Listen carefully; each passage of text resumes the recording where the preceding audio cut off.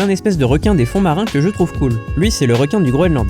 Il peut vivre jusqu'à 500 ans et c'est donc le vertébré à la plus longue durée de vie. Aussi, les juvéniles arrivent à maturité sexuelle à 150 ans. Là, vous vous demandez peut-être ce qu'est le machin blanc qui pendouille sur son œil.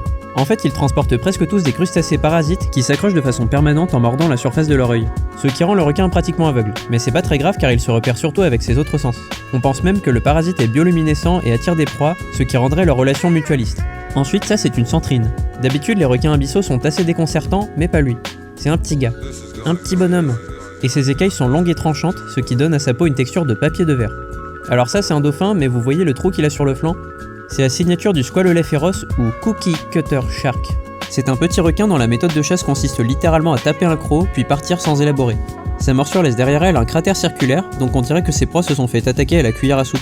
Et il se déplace parfois en banc qu'il vaut mieux ne pas croiser. Aussi, il produit de la lumière pour se camoufler. En fait, dans les profondeurs, il y a une faible trace de lumière provenant de la surface. Le squalelet reproduit cette lumière sur son ventre, ce qui masque son ombre et le rend complètement invisible. Maintenant, ça c'est un requin vipère. Il capture ses proies en éjectant sa mâchoire et en les empalant avec ses dents. Enfin, lui c'est le requin lézard. Il a un corps souple et serpentiforme, et il a une belle mâchoire jonchée de dents fines et incurvées pour s'agripper au corps mou des mollusques.